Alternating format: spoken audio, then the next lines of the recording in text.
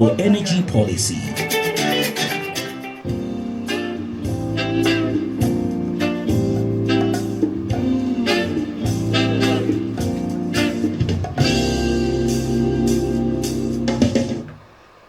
It's another Friday morning to bring you the most interesting conversation when it comes to Voices from the Minds. Good morning and welcome to Voices from the Minds, brought to you by Ziva Community Initiative. First off, apologies that we started behind schedule.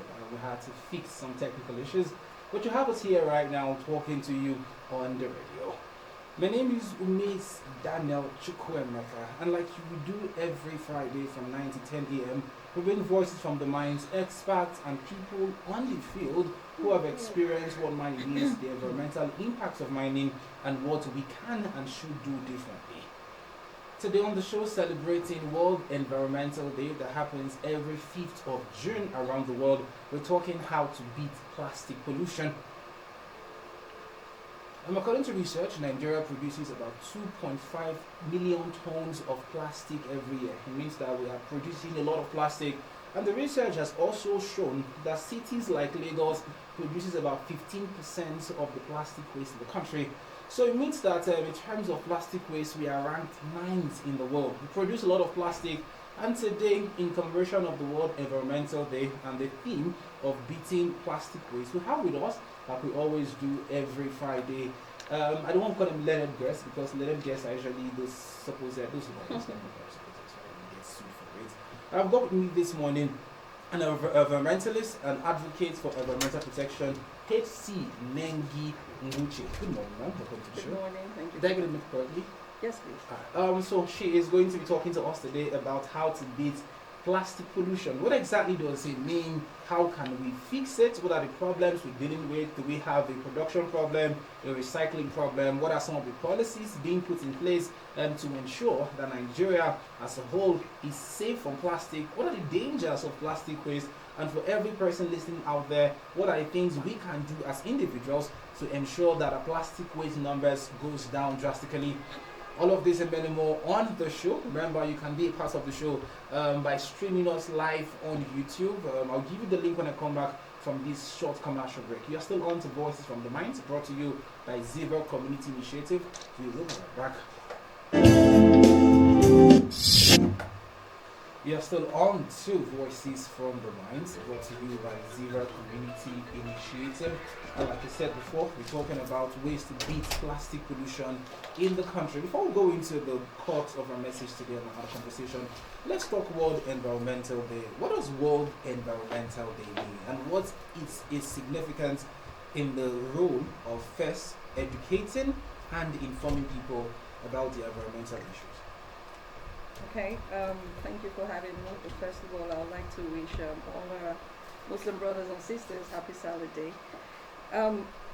First off, it's important to know that the World Environmental Day is actually a global platform for public outreach. And as such, it is very important because of its essence to our lives. And now I need people to know that we shouldn't see it as just a date that we celebrate, because you don't just come like we have annual events and then people come and celebrate. It is because it is key to your health, it is key to my health, it is key to the food that you drink, the food that you eat, the water that you drink, and your income. So typically, this whole World Environment Day is critical to your survival and my survival.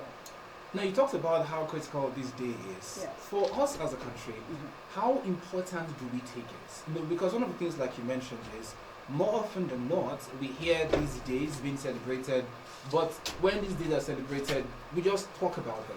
The things that should be done in terms of, policies, review, in terms of actions as a country, do we do the necessary things to mark these days as they should be, especially with the World Environmental Day? Well, as a matter of fact, we do have policies. We do have the national policies, and state governments also have policies.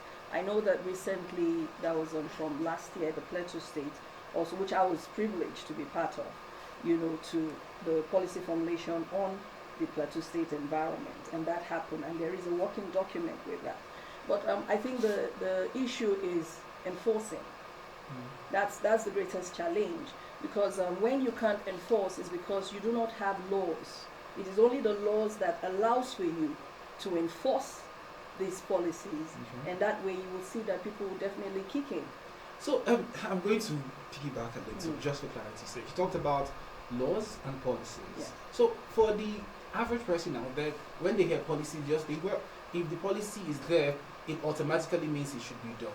How does the policy and law work in relation to environmental issues in the country? Okay, the policies are, researchers go out there, people like myself, we go out, we look at the environment, because what is applicable in Plateau is not what is applicable in Bauchi.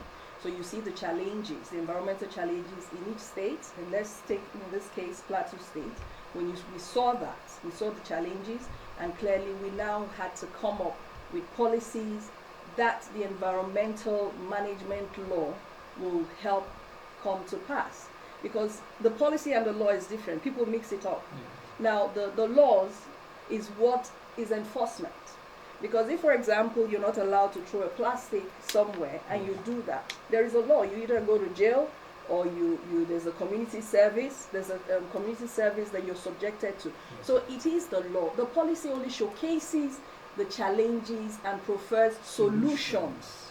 The law enforces. The law enforces. So these are documents that are workable. But then I think the challenge there is the will to now enforce the law. Okay, so I would just before we leave this issue of law and policies. Now, in terms of the laws we have environmental policy and we have environmental laws in the country. However, like you mentioned, there's not enough willingness to enforce it. Do you think, in terms of our environmental issues, that the lack of enough laws and the enforcement is either maybe due to maybe knowledge problem from the people who are supposed to enforce these laws, or is it because they are not as interested as they should in the environmental part of the nation? Because again, when we talk about environmental issues, the conversation is usually around certain circles. It seems not to be such a big deal that we talk about. Do you think the unwillingness to do this is maybe knowledge problem, or they just don't really care about the environment? Okay, first I'd like to say we do not have lack of enough laws. Okay. Now, because laws is what guides the people. It is what allows for you to conform, because there are penalties when you don't conform. So now the issue is who is leading. Because if, for example, you have an enforcement team, before you have an let's say, for example, you have a Ministry of Environment, yes? So when you have a Ministry of Environment, you have the Environmental Protection Agency of states, which every state in Nigeria has. You have a DG, okay? Now, it is their job to enforce this law. So the onus lies on whoever is the DG to have the will and the courage to do so. So, I mean, you can remember when we had the late Dora Akinwumi, she was NAFDAC. Yeah, she went about doing her job. So it has to do with the individuals who man these positions in enforcement. But the laws are there. We have sufficient laws. So all you need to do is send your task force. If people are not keeping to the laws, then you either send them a demand notice in some cases if they're breaching, and then send a reminder if they don't, then they're served. They're charged to court. All right, so let's talk about what happened yesterday, or the theme of yesterday's beat plastic pollution. Like I said in my introduction, 2.5 million tons. That was in 2020 or so. I'm sure that number obviously has increased because of population increase. What is Nigeria's biggest problem when it comes to plastic pollution? I ask this question because a lot of times, like you said, we are ninth in the world in plastic pollution generation. But there are some countries that are more advanced that produces more, but in terms of the numbers of plastic on the waterways and the seas, they are lower. Do we have a production problem or a recycling problem? We actually have both production is both ways, both production and recycling, because I don't think productions are regulated. Should they be? Yes, they should be regulated. You couldn't just wake up and decide, say this is Plateau. If the population here is 3.5, you can't wake up and just produce 20 million plastics or 30 million plastics every day. What is demand? What is demand for it? Yes, but then there has to be a benchmark. And that's where government comes in, to working with manufacturers. So So there's a benchmark because you can't be working aside from the data that you have existing. So that's one of the ways. Yes, and then what was the But is it a production problem or a recycling now the problem? recycling is also very critical. That recycling is a mess because we actually are not even recycling. We are. No, we really are not. I mean, what's the percentage of recycling? In Nigeria, like you said, 2.5 million Yes. tons, but are you aware that it's just 12% Percent that has is, been yes, recycled. yes, so if that is being recycled, now that's take Lagos. Lagos is a huge hub. Yes. But then if you visit the Okwebi axis, Oh, you will yes. see huge. Yes, huge So, mountains but of yet plastic. they're recycling. And then if you go to the south as well, you go to River State, you see waste. You know, you go to Seven, go to Kano, you see waste. You go to Kaduna, you see waste. So if 12% is all that we're recycling, that clearly just means nothing is happening. Okay, so I'd like to piggyback where these conversations happen. Mhm. Let's talk about the problem in and of itself. With Nigeria's population, we are a lot. Mhm. Where the last census was 150 million, I'm sure we passed that already. Are we producing more plastic than we need? Yes. Now, you see, I take a lot of water. I can actually consume 2 packs in 2 days of this. Okay. Okay? So, is it too much to drink? And then, what are we actually producing? What kind of, we're producing using harmful plastics. Okay. So, I think that introduction of biodegradable plastics is very key because this is actually harmful. And I'll tell you why it's harmful. Now, when this gets into, like we visited some of the mining sites, the single-use plastics, you have the pure water sachets. These traders are there. They come, the vendors. And so they dump all of these things. These things get into the soil, and then of course it also affects flooding Yes. because, you know, as well the drainages are clogged with plastic. I'm sure you look around, you're not seeing waste. But I'll tell you that people are disposing their waste in drainages, in the rivers. When you see all of those high mountains, people go and dump them there. And then what happens when it rains, the water flushes it back into the drain. The water bodies are contaminated. Now, this problem, I'm a bit curious as to how it can be solved. Before going to solving it, you made mention of regulating plastic production. Yes. How does this work to the layman? Because Okay. I imagine that somebody wants to start a pure water company. Like you Mhm. said, single-use and plastics are probably the most dangerous and the ones who have the most because it's easier to produce. Nobody really cares. It's just pure water sachet or stuff we use with sanitary pads. What would the law look like to curtail plastic production? So, for example, let's say someone wants to open a pure water factory in Plateau State. Do we say to them, you can only produce 30 bags of pure water in a day? How would you work around such laws to regulate plastic production? Okay, that's why I talked about numbers. You know, in Nigeria, we don't like to work with numbers. You know, we just do things the way we want to do them, yeah? As privilege. You know, so exactly, because I own a pure water company, and I just feel, okay, let's just do 10 million. Forgetting that, you know, the exposure to this water as well, they have a lifespan because they're not properly preserved. No, hold on. What do you mean Yes, lifespan? yeah, because are you aware that bottled water sometimes don't buy? They're directly under the sun. Sun, yes. Yes, they just leave them there. Even the pure water bags, the hawkers who carry pure water as well, is just open. You know, so now in regulating, that is where the government and the companies, these people who produce, I talked about figures. People don't want to hear that. If the population here is 3.5, and then you choose to go into that business, how many people are consuming pure water as to those who are also consuming plastic? I don't want to call their name, this plastic water. It's not everywhere, especially in other states, because there's more concentration. They decided, in my opinion, that they have a catchment area. So you don't even see this. Other parts of the country. Yes. So I think perhaps they did their own survey and so that, look, we have the market because it's about turnover, yeah? So why would I just produce like some other ones? What if you want to scale up? You only scale up. Yeah, you scale up based on population increase. You can't just scale up. So that's where some regulation should come in. Otherwise, say about 2050, the oceans is going to have so much plastic in weight that is going to surpass the fishes in the river. I I have a question when it comes to that, but let me not go deep into it. So when we talk about plastic waste in the oceans and projections of plastic waste in the oceans, my question is, are we, I'm looking for the right way to say it now, this waste in the oceans, how detrimental are they? Are we over projecting what could possibly happen? Is there a possibility that, for want of a better word, we are being unnecessarily not optimistic now, pessimistic about plastic waste? Because yes, I saw a video recently about some people going to the ocean to clean the waste, but there are some people, some side of the divide that say, you guys are talking about this so much, it's not as bad as we think. It is bad. How bad is it? You know why it's bad? First of all, I'm not, but I don't know what they call them, but I am aware that plastics, when they stay in the water bodies for too long in the ocean, because of the radiation from the sunlight, now it affects the plastics. They begin to break down into microplastics, and so the fishes consume them, and then who at the end?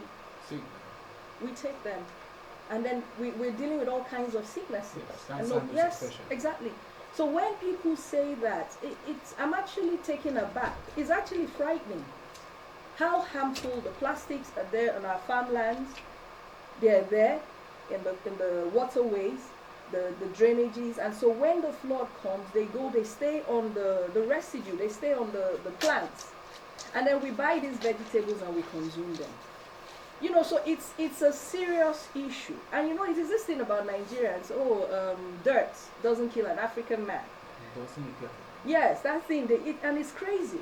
What if it's, just enlighten it, what if it's partly true? What if we built enough immunity to save us from this, soft, white people's conversation? We have not built any immunity at all. Because you see, let me tell you, that immunity is a facade. Because go to the hospitals, a lot of people are ill. People are constantly treating typhoid. People are constantly treating malaria. Some people have major resistance. So as much as we can laugh about this, it is a serious issue. It is a serious issue. Let's go on another commercial break. Before we come back, we'll still be speaking with our guests and to delve deeper into the ways this affects us and how we as a people, the governments and public and private individuals can fix the problem. If you do not know, we're talking about plastic waste and how to beat plastic pollution in the country. This is still Voices from the Minds.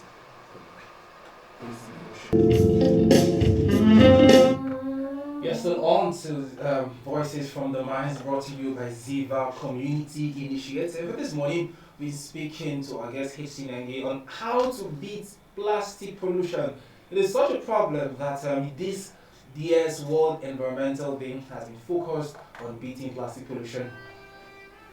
Well, we talked about the problems, which are multifaceted, but let's talk about the possible solutions. Because, like they say, what's the use of a problem if there are no solutions? You've talked about government policies and laws.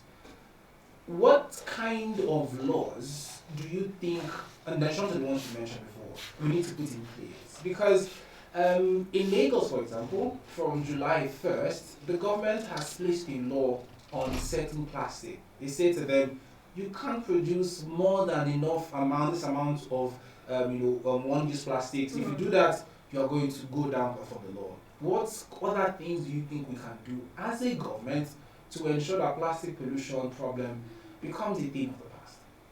Okay, so government in enforcing, yeah? Yes. Now, there's something called the PPP, which is the Polluters Pay Principle. Okay. Yeah? So it means that if you are producing and your plastic is harmful to the environment, yes, and it's proven, yes, there's a penalty for it. And these penalties are not just, maybe some fee. And when people start going to jail, maybe 1 year, I think people will sit up, clearly. But most importantly, it's about the source of these plastics. Because as much as we talk about companies, as individuals, because you have the markets, you have religious centers using all of these plastics, you have even political rallies. Oh yes, a lot of that. And there is no provision for systems to take off this waste. Neither is it recycled. And I really want to give kudos to the pickers. These environmental guys, they are the heroes. Because can you imagine what would happen or how the state of Plateau or Nigeria would be if you didn't have these speakers going around. These people we call them Babambula. Yes. Yes? If you didn't have them going round to pick, can you just imagine the state? Because if people can leave their homes, their residence, with plastics, and they drive out of their homes, and they're seeing it, but they're not seeing it.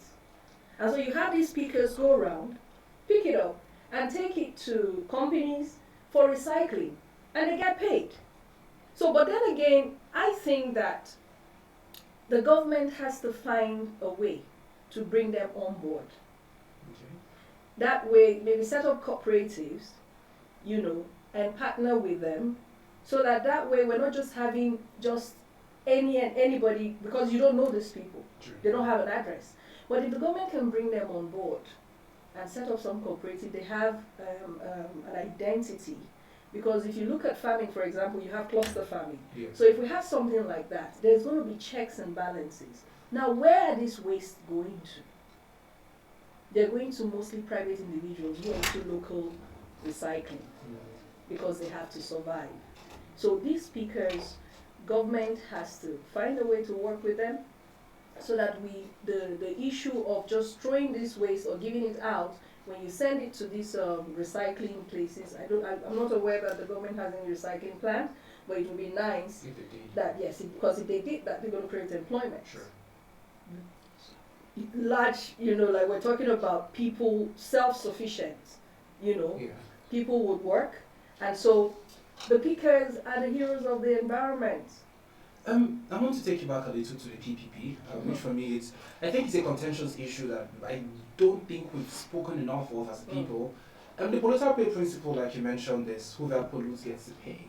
But we've seen several times, I think I read some years ago, when some companies, like it's almost normal when it comes to multinational companies, where they pick the law, where they find the way to, for want of a better word, find loopholes in the law. They don't pay as much as they should.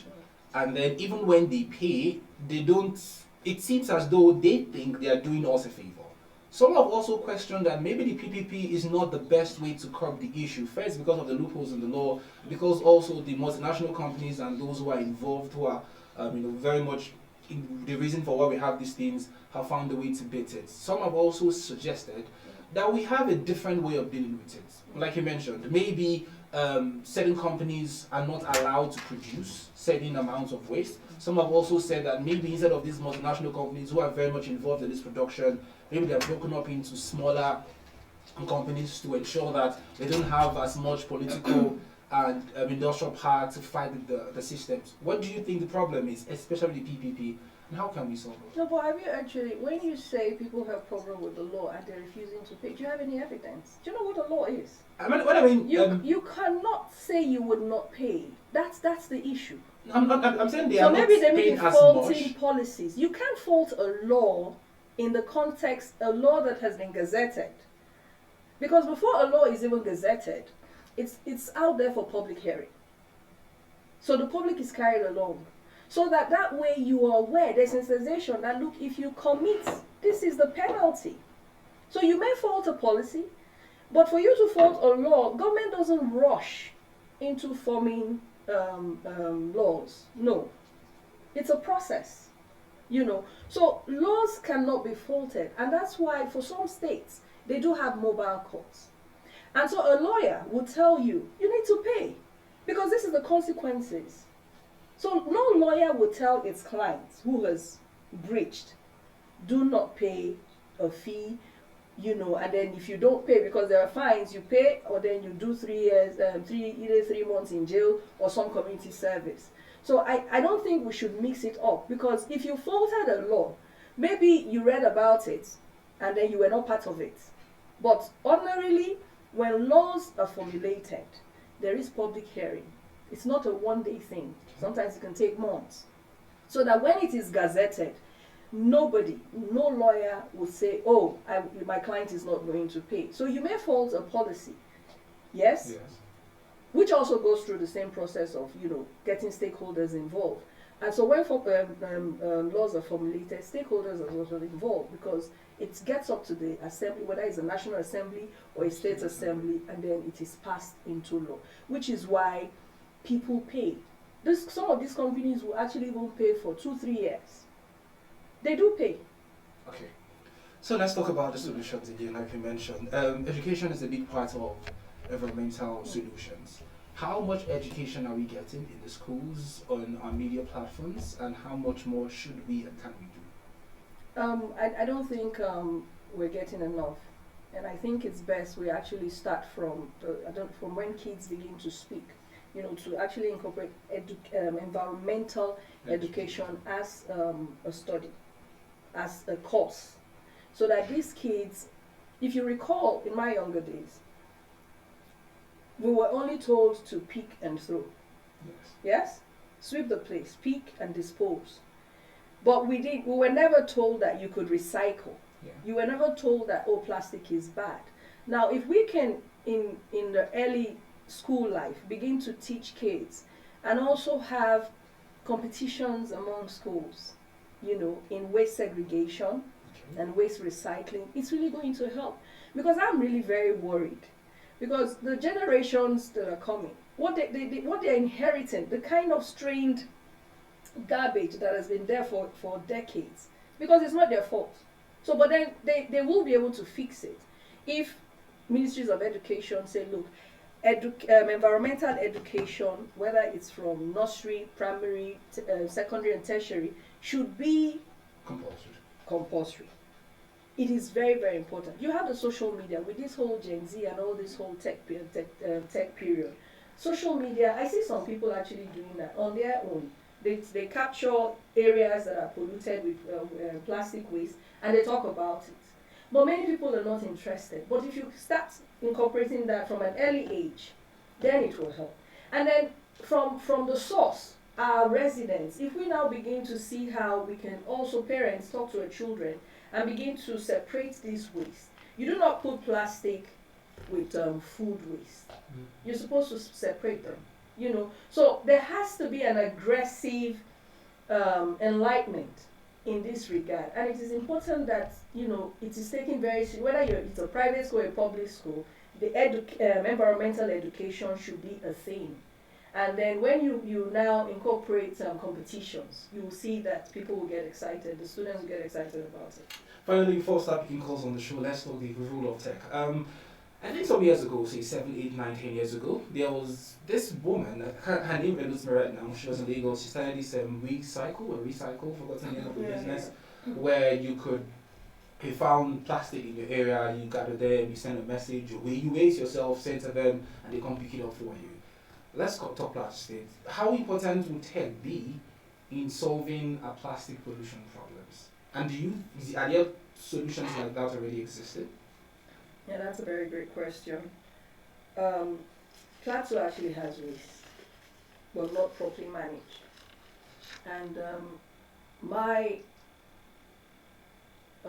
solution will be that if the plastic waste is actually managed from source, which means from homes, yes, you have the compactors come pick them up, and then they take it to the dump site, where of course the states would already have its recycling plant, yes? Yeah. It becomes easier. When waste is taken from source, it's easier. And it's not actually even every day.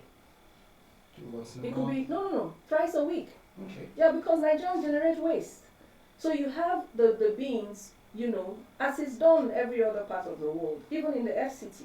You have your beans out there, the dino beans, and then they come in, they pick it, then they come. If they do that, today is Friday, then they come on Sunday.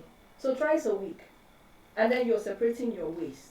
Okay? Yes. So now you that culture, unconsciously, in your home, you know that every Monday these guys are coming to pick the waste. And so when this waste is taken to the plant, it is now recycled and can be, like you talked about that lady, she produces packers, chairs, and all of that.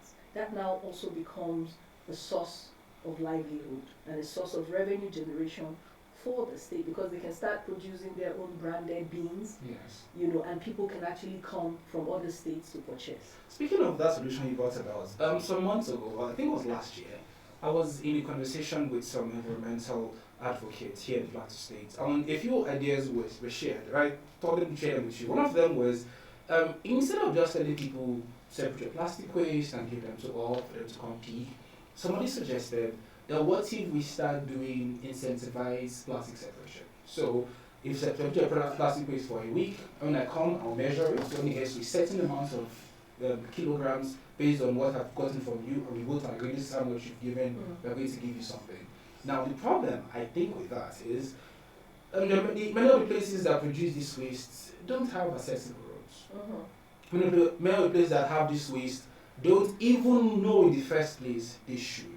Many of the places that produce this waste don't have bins to dispose the waste in. So, you like you mentioned, people dump their waste in waterways, but they have no other options. More often than not, they are looking for where to dump their waste, and there's nowhere to dump their waste, so they do it the closest and easiest place to do. So, in terms of that, what other things can the government do? First, do you think that idea is going to work? And if it will work, how soon do you think it can be implemented? Honestly, that idea, it's actually bogus. To be honest, I'll tell you why. Because when you tell people bring your waste, can you just imagine an entire residence in Rayfield, people just carrying stuff? Some people might even go and start stealing other people's plastics. Yeah, okay. Because it's monetized now. Yes. You know, anything about money, Nigerians are excited.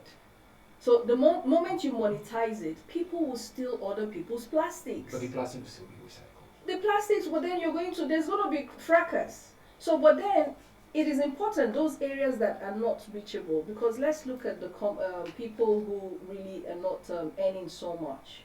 We can't be doing that with the people who are in the GRAs and what's it called, the Rayfield and all that. But you can do that in communities, you know, because those guys, like I said, the pickers, they're already doing that and they're paying them. So government can now work with them through its agency, which is the PEPSA, and then I'm sure the Just Metropolitan Board as well. They can now work with them. So you zone it. That's what I was looking for. So you zone an area for that purpose, so that they too can benefit. I will agree with that person. But you cannot do that for the entire state. You need to zone an area that is largely populated. You know. When you say zone, so I'm trying to get a picture here. So let's give an example of abattoir and let's say abattoir and Old Airport, for example, combined. When you zone it, what then happens afterwards? No, you need to zone and then you test run. You see, in Nigeria, we don't test run things, and every other country does, because so that you can improve. So you don't just say something and then, oh, okay, we can. But start with a zone first and see how it works. And then if it's yielding results, then you now move to another zone. You don't want to do the entire state at once. That's why you have to start with the densely populated area, because they are the ones who even have more of these, especially the sachets, the plastic sachet packs.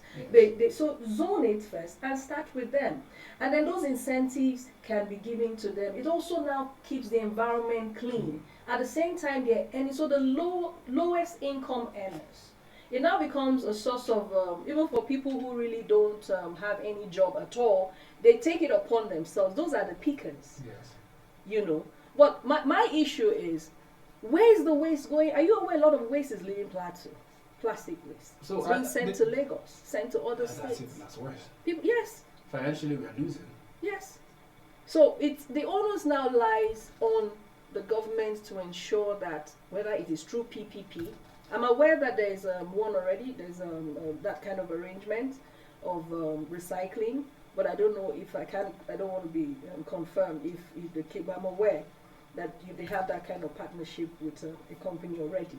So I'm sure by the time he kicks off, that will create employment. Sure. Yes? Yeah. And then those guys in the low income areas will now begin to, but I think that they should engage the pickers, and so you have control, especially because you're also looking at insecurity. You want to have a data of pickers. Yes, so not just about anybody comes to the government. Yes. The phone lines are opened 09055666699 or 08121877777. We're speaking to HC Nengi and Nwuche this morning about beating plastic pollution. Let's see if we can pick one or two calls before the end of the show. I need to also apologize for not opening the phone lines earlier. My deepest and most sincere apologies there.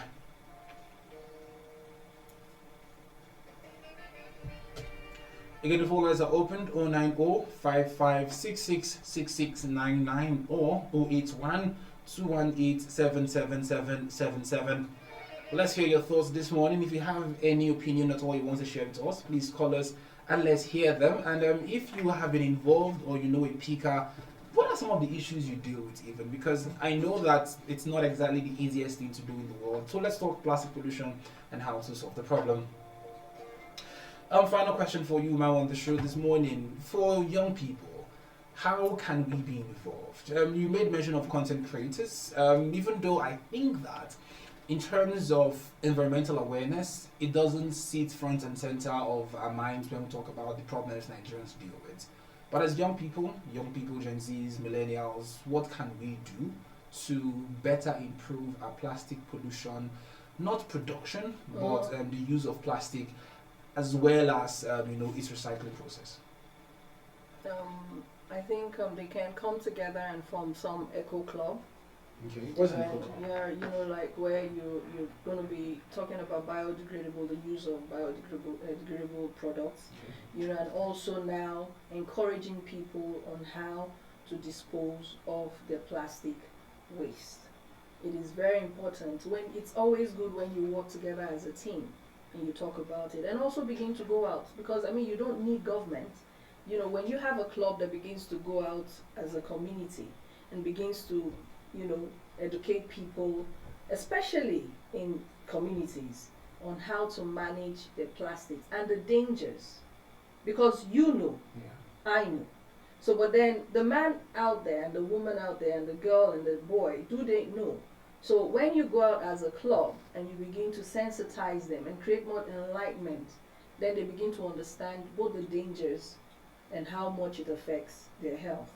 Alright, so to every young person out there, go out there and start eco clubs so you can be the voices for change that we need. I would love to pick one call on the show, but we are very much out of time. I've got a number of questions, some of them still controversial, but again, like they say, time runs out on you when you're having fun. Final words, ma'am, to our listeners, final words to the government, final words to industries, final words to everybody listening to us right now. If you had to give them, I won't say a word of motivation, but a charge with regards to plastic waste, what would that be? Imagine you were Vusitem Kwayo and the words of a charge to them this morning. I'd just like to remind everyone that we all survive on particles. And so if the environment is degraded and we have these issues, then clearly your health is at risk. So do the needful. For government, please bring these laws, enforce them, so that people can begin to abide. Just enforce them. Because once the enforcement begins to happen, naturally people will just begin to live right. Yeah. So let that happen. Let's enforce these laws. We do too much talk. And I'm not a stickler. I don't like to talk really. I just get the job done. So let's enforce. Just enforce. Let's enforce the law. Thank you, Mom, for coming through this morning, and to all our listeners, thank you for listening. Thank you for always being a part of the conversation. This is the size of a package this morning, but do not worry. We'll be here again, same time next week, Friday, to give you informative and educative conversations. This has been Voices from the Minds, brought to you by Ziva Community Initiative. From me to you, stay out of trouble, spread love, and take the truth. Coming up by 10 a.m. is the news.